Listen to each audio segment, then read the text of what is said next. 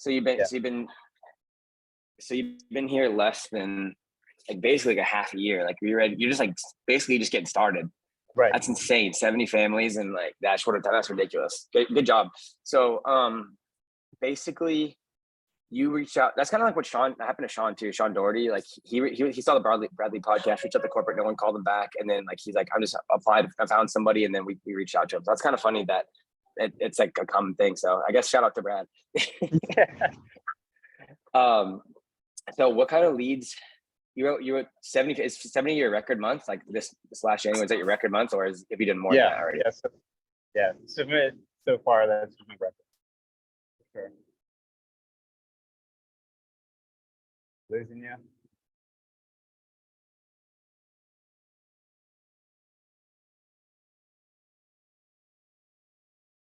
You lagged out. You got me? Yeah, 70 is my record so far. I started off just doing Age Mortgage and ended up doing pretty well right off the bat with those. Mm-hmm. What it came down to for me, like the difference in last month and any other month prior was just activity. So just upping my appointment count. For whatever reason, I thought I couldn't hit 20 appointments on a single dial day and that kind of thing. And so I just never have done any more than say 15 appointments in like a weekend. Cool. And so finally got those numbers up. Did my first 30 appointment week, and I think I did like 26 families help. And I was like, oh, that's how this works. So you're running a bunch of Age Mortgage leads. Yeah. So my bread and butter, that's how I started with Age Mortgage, but any mortgage really, any mailer really. So I have as many appointments as I can, and I'll fill those in between appointments with any lead source I can get. It doesn't matter if it's internet or what have you, but I want my core appointments to be a mailer of some sort. It doesn't matter how old. Are you using any dialing systems, or are you just manually doing everything? Yeah, I manually. There's probably a lot of ways I can improve this, but I'm pretty old school, so I was manually doing it. Didn't have much of a system down, but I'm starting to implement some live transfers as I'm dialing and things like that. So I will start, power dialing and doing other things like that. Cool, that's badass. So, can you tell everybody about like this whole call is like really designed around phone objections and in-home, because that's where like obviously that's where we need to make our money, and that's where the most improvement happens.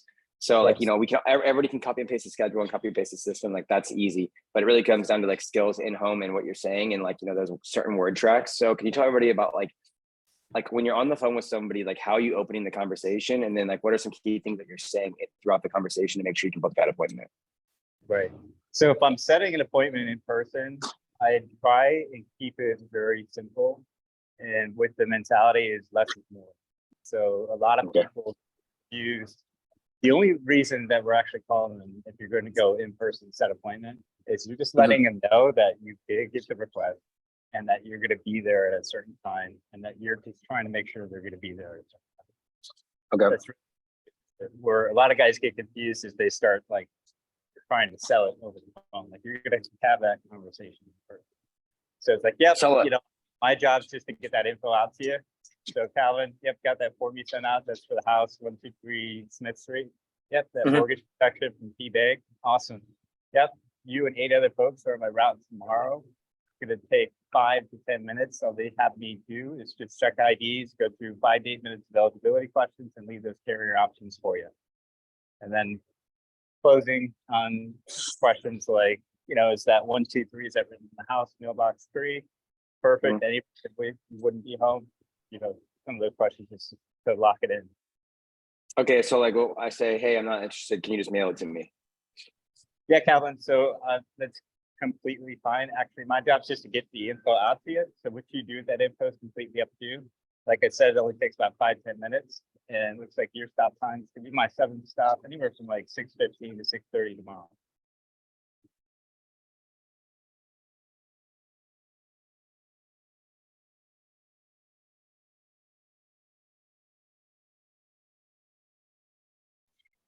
Can you hear me? My internet. Yeah, my interconnection is not the. So, well, I'm not going to be there. I'm not going to be there. So, okay, my objection is like, hey, I'm not going to be there. Yeah, so well, before I would get that, I think a lot of objections happen because you don't set precedent. So before I Mhm. tell them when I'm coming over or what time it's gonna be, I ask, Mhm. are you working retired or disabled? And then Okay. they say, hey, I'm retired. Like, cool, do you have any doctor's appointments tomorrow? And they're like, yeah, I got doctor's appointments because they typically will tell you specifically and you have like the nice old lady. So I'll be like, cool, is that morning or afternoon? You're like, oh, that's morning. At what time? What's the latest you think you'll get back from that doctor's appointment?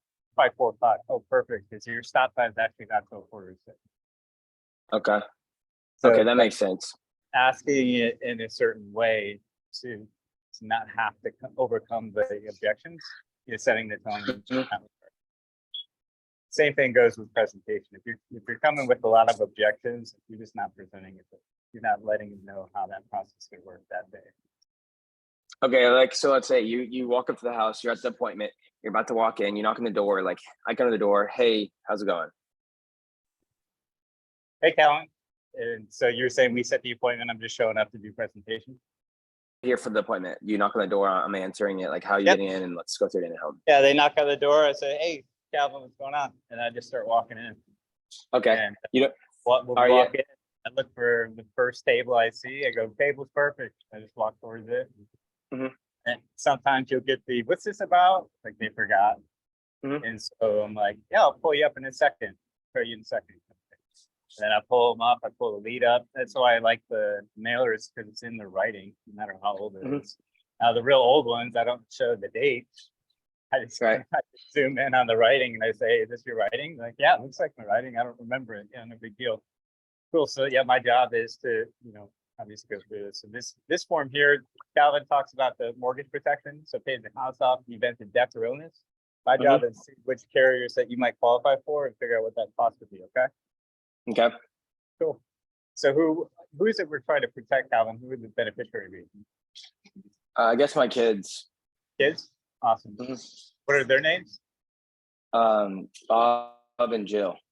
Bob and Jill. And then Mhm. you want to even split, or did you want one of them to be in charge of the other?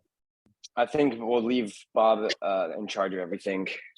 Awesome. So what we'll do, we'll put Bob as the primary and Jill Okay. as the, God forbid something would happen to both you and Bob, okay? Okay. Cool. And then so from there, I just go in right into obviously all that normal information, just making sure the current email address is right, making sure the contact number is right, height, weight, date of birth, and then I go right into social.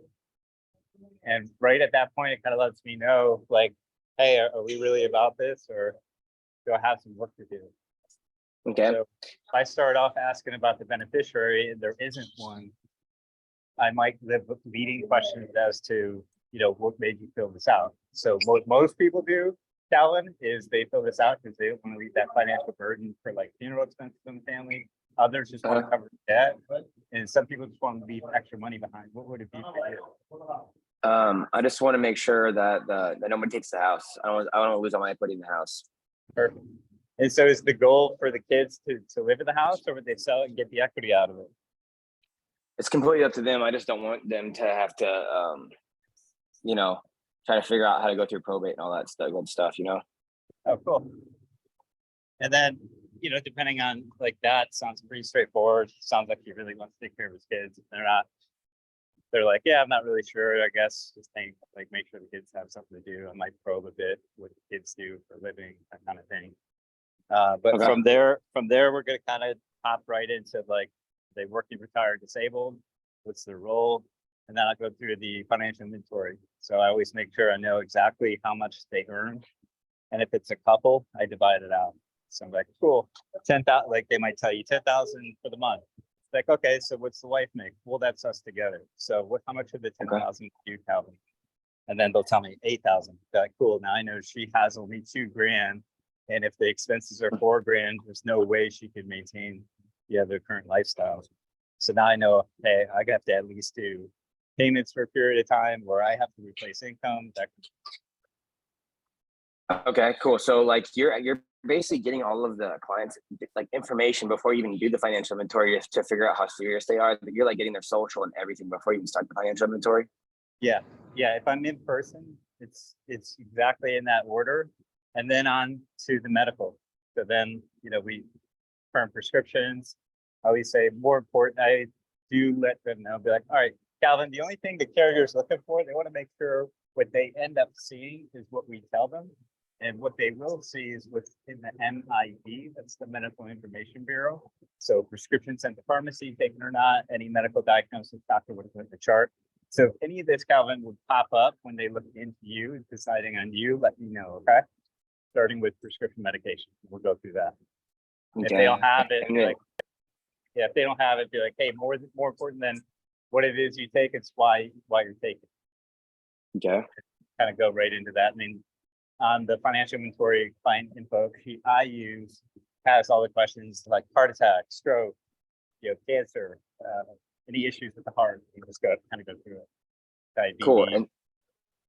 And then like you're basically, but I think the key thing that you do different than a lot of other people do that we could probably all implement is like you're literally determining how serious they are about this by getting their social and like all of like the importance that goes in the application prior to even going into the financial inventory, which is huge because people don't even get most of that stuff until after they even showed numbers. Right. And the moment that you share numbers and you don't have a buy-in, you already lost. Like your numbers is like your leverage over them. That's exactly what they want, but you need to get the you want first. Cool. I like that. So whenever like after you get all those small wins, all those good confirmations, you get, you have everything set up the way you want to set it up. Like how are you showing the numbers and how are you determining to show those numbers?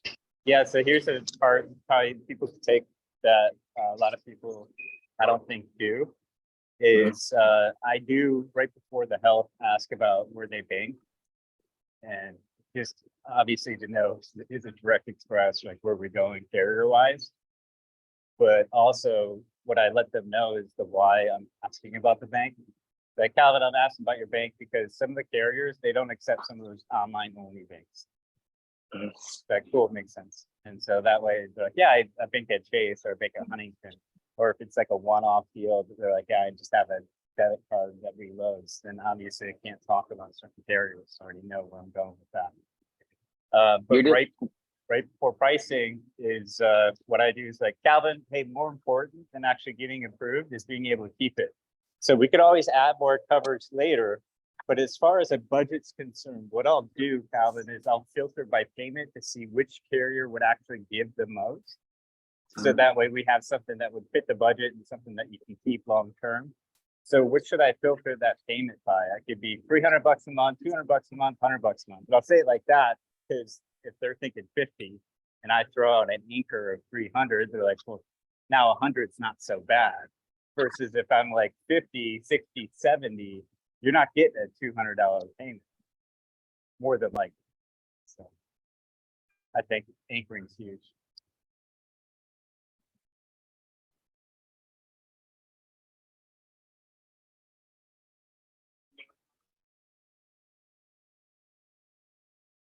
Lose me? Yeah, you're good now.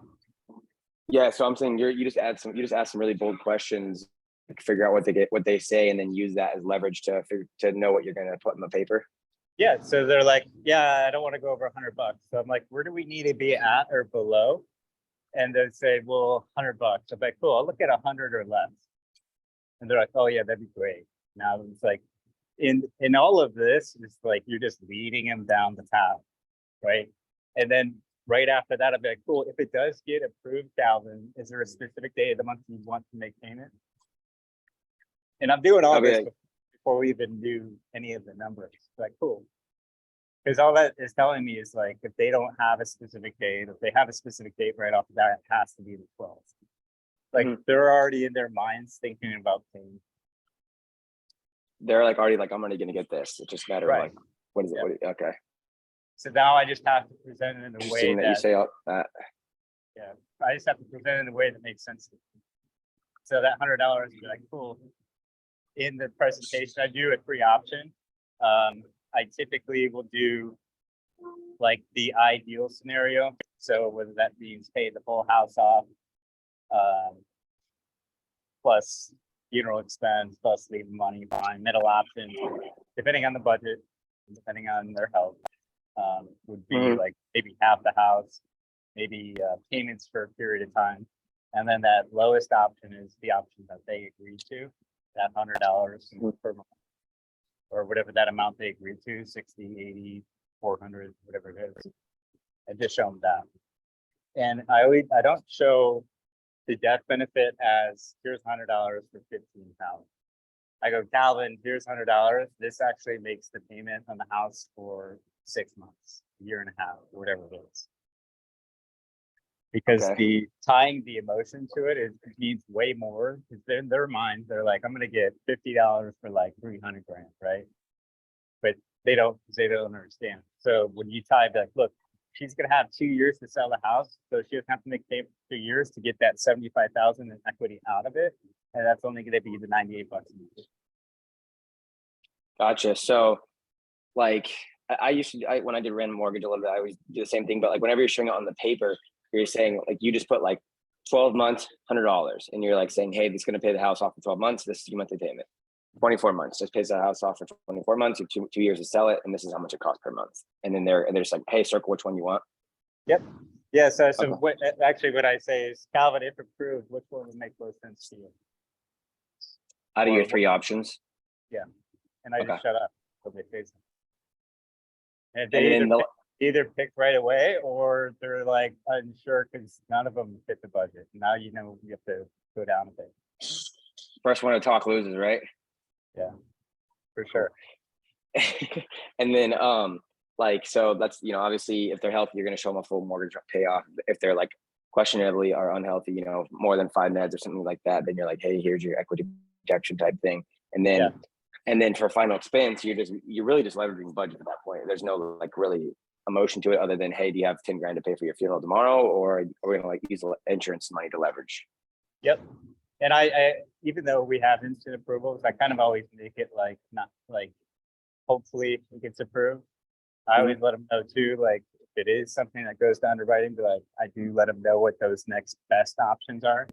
Say, Calvin, even if I know it gets approved, Calvin, if for whatever reason this doesn't get approved, don't worry. We still have that next best option, that we talked about, very similar and within a few dollars of what we talked.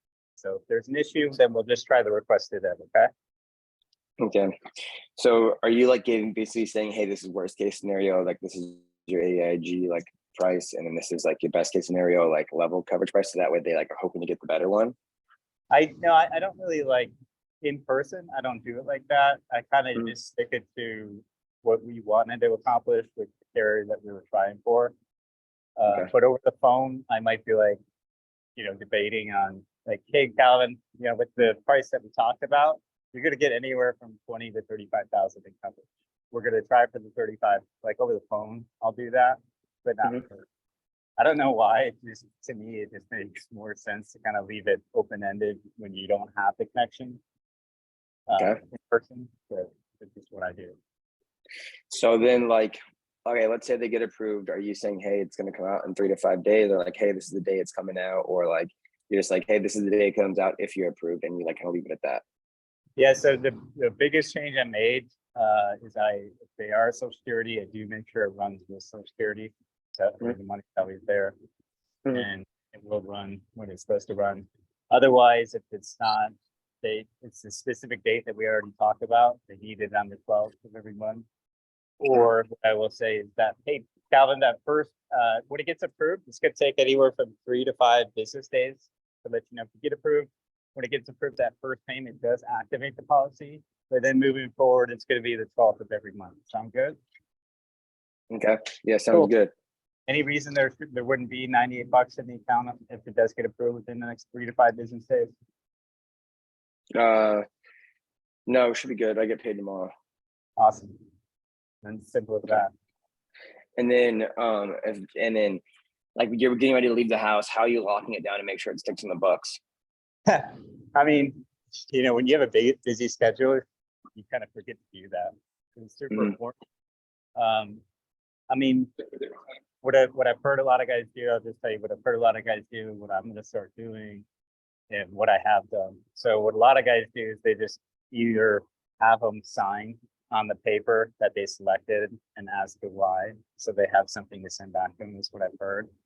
Maybe you can give me better information on this, but I think just reminding them why, at least from conference, what I liked was, I think it was Steve Giordano, he just said, how does that feel now that we got this taken care of? Now you're tying emotion to it. And I think anytime you do that, it's just going to solidify like the feeling, because they're going to forget the details, the price, Right. how much Oh yeah. coverage, but they're not going to forget like, hey, Calvin, does that feel pretty good to take care of your kids today? Yeah. So I have a follow-up question on this. So the only thing that you're leading them is really just your business card. You're not leaving like an appointment summary. No, what I say is, it just depends like where I'm running, but I just say, yeah, my info is going to be on the policy. I think it's approved. So you don't give them anything. You're just like, hey, see you later. Your policy's coming in the mail in like 2 weeks. Yeah. Depending, and if they're local. And I mean, the only reason is just because like, if I don't know, when I had business cards, like there was like their excuse to be able to contact me again, or maybe it's a mental thing for me, but I already called in, we talked, they have my phone number, we set the appointment. What I do is I will send, if it is a client, I will send them like a text message like, hey, just save this, letting them know. But one thing I haven't utilized well is creating an emergency contact list. So you're like, hey, want to make sure people talk about how some death benefits aren't paid out. They're like, hey, we're going to put together an emergency contact list. Who are those 5 people? What are their phone numbers? And then when they give you that, they're like, all right, cool. You need to send them a message, send them my phone number, and let them know I'm going to be reaching out to them just to explain I'm a resource, God forbid that they need to help out with your policy. And you could use that as additional things. For sure. What I always like doing is I print out that appointment summary and I like write out all the policy information on there. And then when I hand it to them, I say, hey, I'm sure you're gonna get 100 more calls about insurance. And there's gonna be a lot of people trying to make it seem super sexy and cool over the phone. Just remember that everybody else.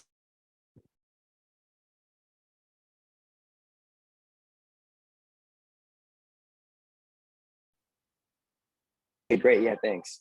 And then that's how I've been locking it down, and a lot of stuff's been staying on the books that way. But and we send out thank you cards in the mail and like say, hey, like if you ever need any more coverage or you need to increase your coverage, it has my phone number on it. Like call this number. Da, da, da, da.